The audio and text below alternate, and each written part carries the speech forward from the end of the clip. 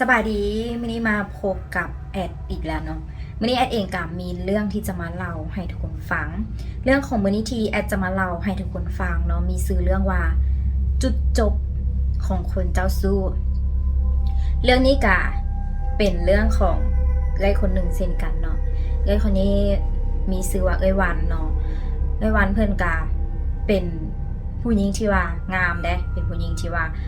บอกเลยว่างามสูงขาวเป็นคนที่ว่าหาเงินเก่งและเป็นคนที่ว่าสื่อสัตย์กับเรื่องความหักเนาะกะเอาง่ายๆก็คือไอ้วันเพิ่นบอกว่าเพิ่นเคยเป็นคนแบบว่าคาสโนวามาก่อนก็คือเป็นคนหลายใจมาก่อนแต่ว่าพอเพิ่นเจอกับแฟนคนนี้นะเพิ่นก็เลยเปลี่ยนตัวเองเพิ่นก็เลยเศร้าเลยก็เลยแบบกลายเป็นคนที่ว่าหักเดียวใจเดียวแล้วก็มาหักแฟนคนนี้คนเดียวแล้วแฟนคนนี้ของเพิ่นเนาะก็เป็นคนไทยที่ว่าอยู่กรุงเทพเอ้ยวันเพิ่นก็เล่าว่าแฟนผู้นี้เนาะก่อนที่ว่าจะมาเจอกันก็คือแฟนของเพิ่นหั่นนะชื่อไอ้บอนเนาะเพิ่นว่าชื่อไอ้บอนนี่เพิ่นได้มาเที่ยวลาวอยู่วังเวียงหันล่ะก็ได้เจอกันแล้วแบบว่าได้ไปกินเหล้ากินเบียร์เนาะได้ไปปาร์ตี้แล้วได้รู้จักกันก็เลยมีการแลกเบอร์แลกไลน์กันละกะพอไอ้บอนกลับไปไทยเนาะก็มีการแชทกันละจนแบบว่าแชทกันคบเบิ่งใจกันประมาณเกือบปีเนาะไอ้บอลเองก็ได้ขอไอ้วันนี่เป็นแฟนแล้วไอ้วันเพิ่นก็เลยตกลงเพราะว่าไอ้วันว่าตอนที่รวมกันรู้สึกว่าไอ้บอลทำแตกต่างจากคนอื่นแล้วแบบว่าเป็นคนที่ชัดเจนเนาะไปใส่มาใส่กับรายงาน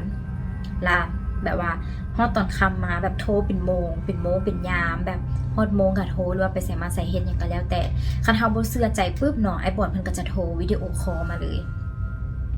แล้วเนาะพอคบกันไปเนาะก็มีการแบบว่าข้ามไปมาหาสู่กันนะแล้วบัดนี้คบกันไปประมาณ3ปีล่ะ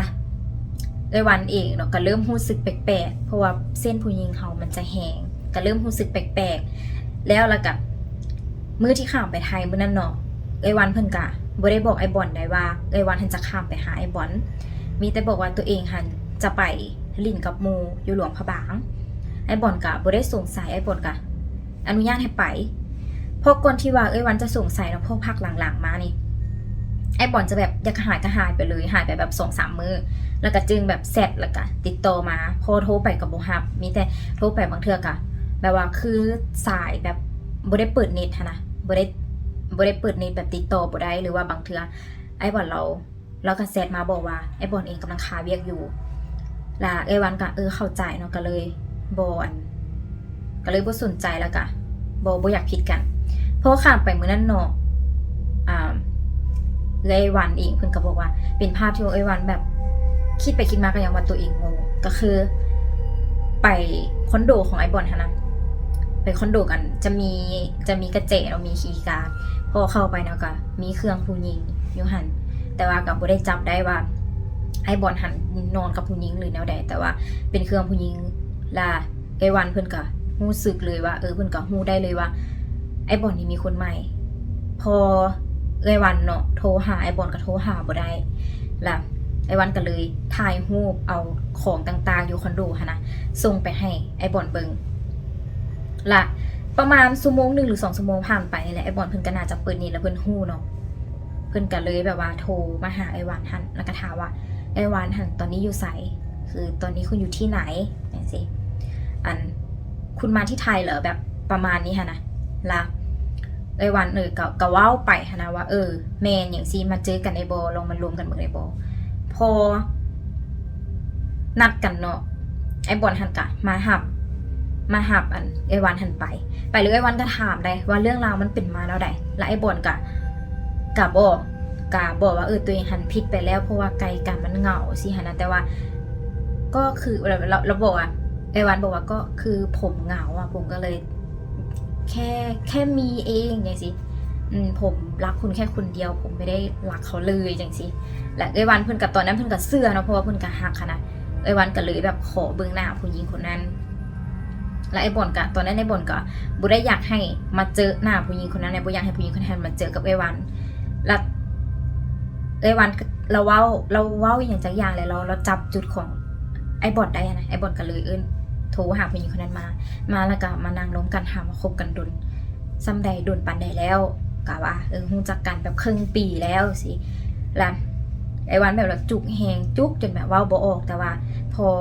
ล้มกันฮู้เรื่องอย่างแล้วสิเนาะผู้หญิงคนนั้นก็บอกว่าสิเซากับไอ้บอลก็สิบ่ขอยุ่งเกี่ยวอีกนะพอตนก็บ่ฮู้ว่าไอ้บอลหันมีแฟนอยู่แล้วเพราะไอ้บอลก็บ่ได้บอกตนว่ามีแฟนแล้วไอ้วันเนาะก็พอกลับมาห้องคอนโดหันไอ้วันก็ลมกับแฟนแล้วก็ไอ้บอลลงกับไอ้บอลกันแล้วก็เว้าแล้วเราก็สัญญาว่าสิบ่เฮ็ดอีกแล้วสิบ่มีไผสิมีแต่ตัวเองจังซี่นะล่ะไอ้วันก็แบบด้วยความที่ว่าฮักแฟนก็เลยให้อภัยแฟนตัวเองให้ไปเนาะกะกลับมาลาวได้ประมาณ3เดือนไอ้วันก็รู้สึกแบบว่าเราเป็นคือเก่าแต่ว่าเธอนี้ไอ้วันเราบ่ได้ไปจับเองก็คือบังเอิญที่ว่าหมู่ของไอ้วันนะไปลิ่นอยู่ไทยแล้วไปเจอแฟนของไอ้วันนะพาผู้สาวไปแต่ว่าผู้สาวหันหมู่ของไอ้วันกระทายมาให้ไอ้วันเบิ่งแต่ว่าผู้สาวคนนั้นบ่แม่นผู้สาวคนเก่าแต่เป็นผู้สาวคนใหม่แล้ววันนี้ไอ้วันก็เลยบอกหมู่หันว่ามึงลองใจมันให้กูแน่แล้วหมู่ของไอ้วันก็เลยลองใจคือไปตามจอแล้วก็ขอเบอร์แลกไลน์อย่างสินะแฟนของไอ้วันก็ให้พอหมู่ไอ้วันถามว่ามีแฟนแล้วอ่ะสินะ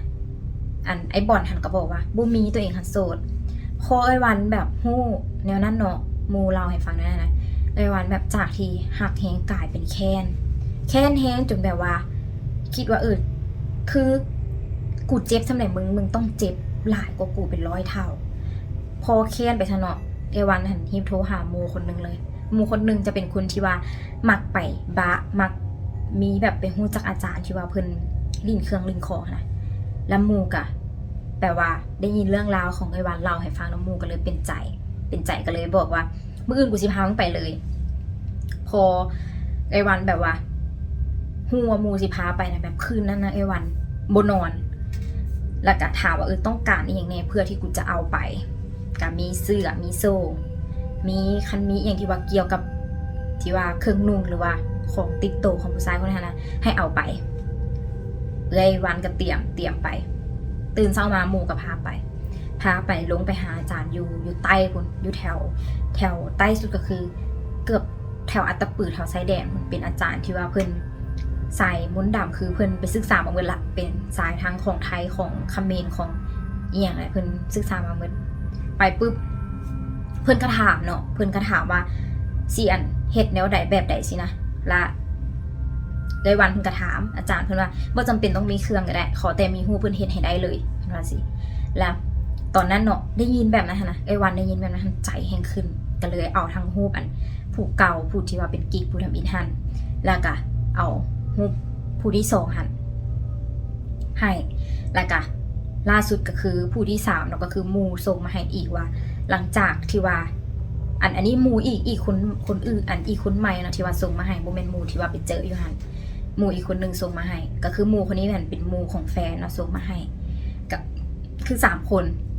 ล่ะไอ้วันก็บอกกับอาจารย์คนนั้นเลยว่าเอาถึงตายเลย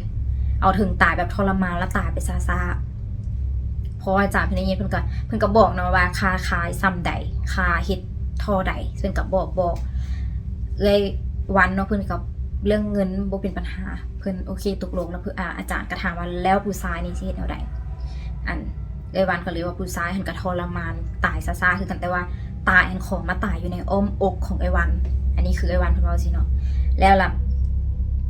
อาจารย์เพิ่นก็เฮ็ดอาจารย์เพิ่นก็บอกว่าเพิ่นก็เอารูปเนาะรูป3คนผู้หญิง3คนหั่นน่ะมาวางไว้เพิ่นก็บอกว่าผู้หญิงคนนั้นนี่อีก3มื้อหั่นฮู้ผู้ที่2ก็ทับจากผู้ที่1 3มื้อแล้วผู้ที่3ก็ทับจากผู้ที่2อีก3มื้อก็คือฮู้ผลแน่นอนล่ะส่วนแฟนหั่นน่ะก็คือต้องท่าจนฮอดวันศีลคือมื้อนั้นเป็นวันศีล15ค่ำเพิ่นว่าผู้ชายคนนี้หั่นจะคานมาหาแล้วมาขอโทษแล้วมาตายอ้อมอกเพิ่นว่าสิแหละแล้วล่ะบัดนี้ไอ้วันเพิ่นก็ท่าเพิ่นก็พยายามเซ็กข่าวหั่นน่ะเพิ่นจนได้จ้างคนไปสืบคือทุ่มเงินเสียเงินแบบหลายเท่าใดเพิ่นก็ยอมแล้วเพิ่นก็จ้างคนไปสืบเพิ่นก็ได้ฮู้ว่าผู้หญิงคนทำอีทหั่นแม่น ผูกคอตายและผู้ที่สองหันแมนปาร์ตี้เนาะคือลิ่นยาจนซอกตายแล้วผู้ที่สามหันแม่นั้นขี่รถไปเนาะขี่รถไปลิ่นเกิดอุบัติเหตุเสียชีวิตเนาะก็คือตอนนั้นไอ้วันแบบจึ้งแบบอึ้งเลยแบบบุคิดว่าเครื่องเพิ่นสิแห้งปานนี้ละพอดีเนาะฮอดมื้อที่ว่าวันศิลป์เนาะละแม่นั้นแฟนของเพิ่นเองไอ้บอนนะบ่ได้มาลาวได้แต่ว่าอยู่บ้านอยู่คอนโดนะนอนจมแบบนอนแบบว่าคือคนบ่มีแฮงนะคือคนป่วยคือคนเป็นมะเร็งระยะสุดท้ายแล้วล่ะคือหลังจากที่ว่าไอ้วันเพิ่นฮู้เนาะว่าไอ้บอนนะโทรมลงล่ะไอ้วันเพิ่นก็เลยบินไปหาไอ้บอนไปเบิ่งสภาพไอ้บอนหั่นน่ะล่ะไอ้วันเพิ่นก็เบิ่งแล้วเพิ่นก็ยิ้มเพิ่นก็หัวนะความหมายเพิ่นแค้นแฮงแค้นในใจแล้วเพิ่นก็ด่าไอ้บอนว่าเป็นจังได๋มึงรู้สึกแล้วบ่เพราะตอนนั้นหันไอ้บอนหันนอนโซมจนแบบว่าจนบ่มีแฮงลุกคือแขนขาแบบคือขาลีบหั่นน่ะขาลีบไปเลยแล้วแบบไปกวดอาการก็มีแต่ว่าหมอเพิ่นก็บอกว่าเส้นเขาว่าหยังก็เส้นเลือดในสมองหันแตกก็เลยเฮ็ดให้ไอ้บอนหั่นน่ะเป็นอัมพาตขาส่วงลุ่มส่วงล่างสิหั่นแล้วคือทุกคนก็พากันงงเนาะเพราะว่าไอ้บอนก็แบบปกติดีแล้วเป็นอย่างอยู่ๆมันล้มป่วยแนวนี้หั่นน่ะวันหันก็แบบตั้งใจบิดมาเยาะเย้ยเลยพอเยาะเย้ยแล้วเนาะวันก็เลยแบบกะเว้าหั่นน่ะว่ามึงขอโทษกูแม่สิแล้วไอ้บอนก็แบบให้เนาะจนน้ำตาไหลแล้ววันเพิ่นก็เว้าหั่นน่ะว่านี่คือฝีมือกูเองมึงเห็นบ่กิ๊ก3คนมึงหั่นน่ะกูก็เป็นคนเฮ็ดเพิ่นเว้าสิเนาะพอแบบว่าไอ้บอนเพิ่นฮู้ซะหั่นน่ะเพิ่นจนซอกเลยจนซอกแล้วแบบว่าแบบว่าซอกแบบเฮ็ดหยังบ่ได้ซอกจนแบบบ่หลับตาคือต้องบอกกันเลยว่าตอนที่ว่าไอ้วันเพิ่นมาหาไอ้บอนหั่นน่ะก็คือมีพ่อมีแม่ของไอ้บอนอยู่หั่นแต่ว่าตอนที่เพิ่นยืนเว้าหั่นก็แม่นก็คือพ่อแม่ก็ออกไปเนาะแบบให้เวลาส่วนตัวของทั้งสองนะเพราะว่าคิดว่าทั้งสองเป็นแฟนกันหั่นน่ะก็เลยให้แบบทั้งสองอยู่รวมกันพอไอ้วันว่าแล้วเนาะไอ้วันก็ย่างออกมาหาพ่อแม่ของไอ้บอนแล้วก็บอกกับพ่อแม่ไอ้บอนว่าตัวเองหันมีเวียจะต้องกลับก่อนแล้วก็กลับมาลาวฟังข่าวแบบประมาณเดือนนึงนี่แหละแล้วไอ้บอนเสียชีวิตคือบ่สามารถแบบว่าช่วยตัวเองหรือว่ากินข้าวได้นะแล้วก็ไอ้บอนก็ตายพอเสียชีวิตแล้วเนาะแบบไอ้วันแบบรู้สึกสาใจขนาดแต่ว่าสิ่งที่ตามมานะตัวนี้แหละคือปัญหาเลยก็คือ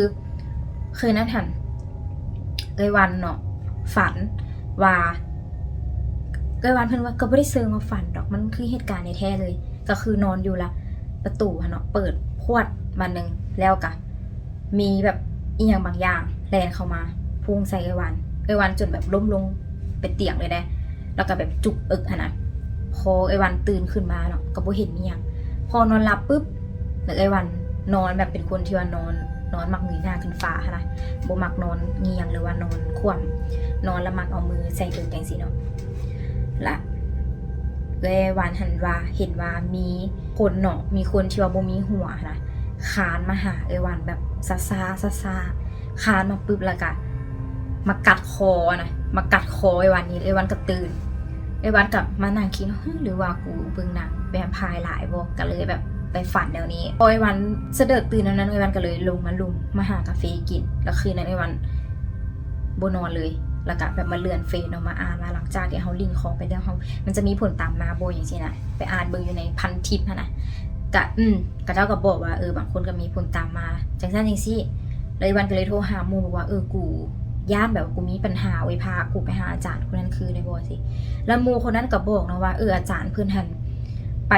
ความหมายว่าไปแสวงหาวีซ่านี่แหละเพิ่นบ่อยู่แล้วเพิ่นบอกว่าอีก2เดือนเพิ่นจึงมาเลยวันก็เลยอยู่จังซั่นแหละอยู่แบบฝันหายแบบมืดคืนฝันหายทุกคืนฝันหายตลอดบางเทื่ออะแบบเวลาขี่รถไปเนาะก็คือมีคนมาดันรถหั่นแล้วบางเทื่อย่างลงคันไดเนาะก็รู้สึกแบบย่างซื่อๆก็ยังแบบผลิตลงคันไดไปแล้วก็คอขาบวมแล้วมื้อนั้นหั่นวันเพิ่นขี่รถจักรออกไปซื้ออันน้าหวานนี่แหละอยู่หน้าปากอยู่หน้าหอขี่ไปปุ๊บเนาะมีอันรถจักรคันนึงเนาะตัดหน้ามาล้มตามเอาไอ้วันหันแล้วไอ้วันไปห้องหมอและ ทางหมอเพิ่นก็บอกว่ามีหยังก็เส้นประสาทแบบอยู่สันหลังอย่างไปทับกันอย่างจักอย่างนี่แหละเฮ็ดให้ไอ้วันหั่นน่ะเป็นความหมายว่าเป็นอัมพาตอยู่ขาทั้งสองข้างเลยย่างบ่ได้เลยวันเลยคิดหาตอนที่ว่าไอ้วันเป็นคนไปจ้างอาจารย์เฮ็ดเครื่องใส่ไอ้บอลหั่นน่ะล่ะไอ้วันก็เสียใจแฮงเสียใจจนแบบว่าเสียใจจนแบบขอโทษจนบ่ทันแล้วไอ้วันก็เลยไปเล่าเรื่องที่ว่าตัวเองเฮ็ดบ่ดีหั่นน่ะกับไอ้บอลให้มันเล่าให้แม่ฟังแม่ก็ฮ้อนใจแม่ก็เลยแบบฮีบไปตัดอายุฮีบไปเฮ็ดอีหยังก็แล้วแต่ให้มันแบบคัดแบบบ่ให้ไอ้บอลเพิ่นมาเอาชีวิตของไอ้วันหั่นเพราะว่าแม่ของไอ้วันฮู้แล้วว่าจังได๋ไอ้บอลเพิ่นเครียดเพิ่นก็จะมาเอาชีวิตของไอ้วันแน่นอนแล้วไอ้วันก็คืนนั้นไอ้วันเพิ่นก็นอนเพิ่นก็บอกว่าคันสิมาเอาชีวิตหั่นน่ะเพิ่นยอมให้เพราะว่าเพิ่นเป็นคนผิดที่ว่าไปเฮ็ดแบบนั้นเพิ่นคิดได้แล้วเพิ่นว่าสิตอนนี้แล้วตอนนั้นไอ้วันก็ลืมตาขึ้นมาแล้วก็เห็นไอ้บอลยืนอยู่ทางข้างเตียงบ่ว่าอีหยังแล้วไอ้วันก็เลยแบบให้แท้ให้ว่าแล้วก็ขอโทษแล้วก็บอกว่าตัวเองยอมสุดไส้ยอมเอาชีวิตตัวเองไส้เพราะว่าที่ผ่านมาตัวเองหั่นแบบเครียดแค้นแฮงสินะเพราะว่าไอ้บอลมาเฮ็ดแนวนี้กับเพิ่นแป๊บนึงนี่แหละแล้วแม่ไขประตูเข้ามาแล้วก็ไอ้บอลหั่นวิญญาณไอ้บอลก็หายไปล่ะไอ้วันก็ให้อยู่หั่นแหละแล้วแม่ก็มาถามไอ้วันก็ก็เล่าให้แม่ฟังแล้วตื่นเช้ามาแม่ก็พาไอ้วันหั่นไปใส่บาตรล่ะครูบาเนาะชื่อว่าครูบากับบ่แม่นย่าพ่อเพิ่นก็เลยบอกไอ้วันว่าให้เฮ็ดบุญหลายๆเพราะว่าตัวเองเฮ็ดบาปมาหลายแล้วแต่ว่ายังบ่ทันถึงคาดก็เลยพันได้ไปเพิ่นว่าซี่เนาะล่ะก็ตั้งแต่นั้นมาเนาะแม่ไอ้วันก็จะพาไอ้วันหั่นเฮ็ดบุญอยู่ตลอดกลายเป็นว่าไอ้วันหั่นเป็นอัมพาตขาทั้งสองข้างบ่รู้สึกแล้วก็ย่างบ่ได้เป็นคือกับไอ้บอลเลยเนาะก็เป็นคือก็ค่อนข้างจะเป็นแต่ยากคล้ายๆคือว่าแบบบาปไหลเวรทันจังซี่นะเฮาก็เฮาสิสร้างภัยแค้นภัยกะยาเฮาก็บ่ควรที่จะไปเฮ็ดแบบนี้และเรื่องก็จบเพียงเท่านี้เนาะทุกคนแล้วเจอกันใหม่คลิปหน้า